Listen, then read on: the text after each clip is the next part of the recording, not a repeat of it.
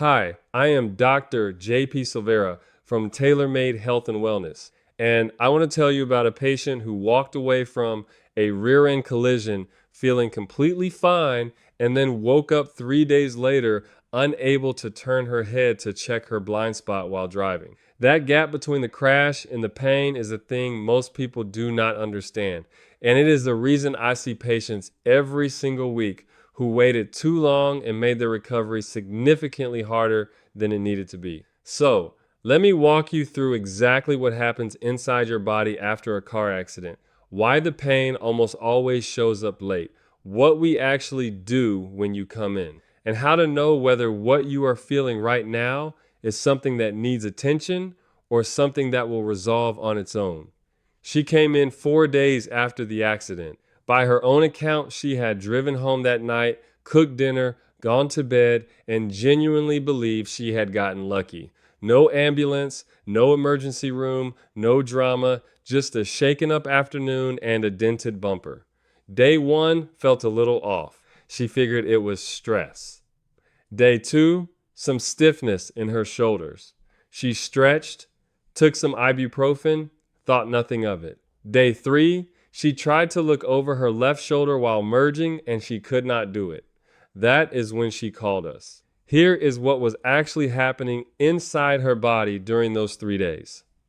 The moment that car hit her, her body did something extraordinary. It flooded her system with adrenaline and cortisol. Those hormones exist precisely to help you function in the middle of a crisis. They suppress pain signals. They keep you moving. They help you assess the situation, get out of the car, talk to the other driver, call your insurance company. Your body is genuinely trying to protect you in that moment, and it does a remarkable job. The problem is that the physical forces of the collision do not wait for the adrenaline to wear off before they cause damage. Soft tissue in your neck and upper back stretches beyond its normal range in a fraction of a second. Small tears develop in muscle fibers and ligaments. Inflammation begins almost immediately, but you do not feel it yet because the adrenaline is still running. Over the next 24 to 72 hours, those hormones clear your system. The inflammation your body has been quietly building during that entire window suddenly has nothing masking it, and that is when the pain shows up. Neck stiffness, tension headaches that start at the base of the skull, that tight, locked up feeling across your shoulders and upper back. Some people describe it as waking up feeling like they slept wrong, except it does not get better. That is not bad luck. That is not in your head. That is whiplash doing exactly what whiplash does on its biological schedule, not yours. When she came in, the first thing we did was not treatment. It was a conversation. I sat down with her and we went through the timeline. Where were you in the vehicle? What direction were you hit from? What was your head doing at the moment of impact? Were you braced or did it catch you completely off guard? That history matters a lot because the injury pattern in someone who was looking straight ahead is different from someone who was turned to the side. The mechanism of injury tells us where to look. Then we examined her. Cervical range of motion, orthopedic testing, soft tissue assessment.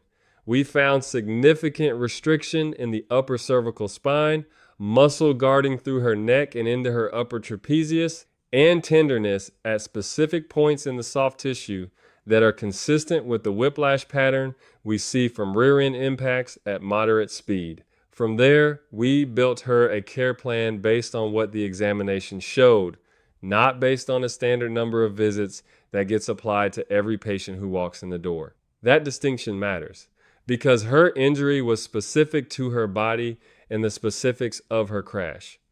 Over several weeks of care, she improved steadily. Mobility came back, the headaches resolved, the shoulder tension unwound, and she told me something at one of her later visits that stuck with me. She said the thing that helped her the most was not any single adjustment or treatment. It was the fact that someone sat down with her, explained what had happened in her body, and made her feel like she understood her own situation. The uncertainty, she said, had been almost as hard to deal with as the pain itself.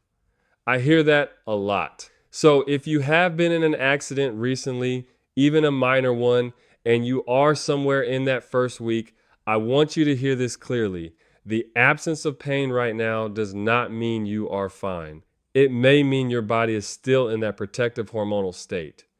It is worth knowing where you stand before you find out the hard way at 65 miles an hour on the highway.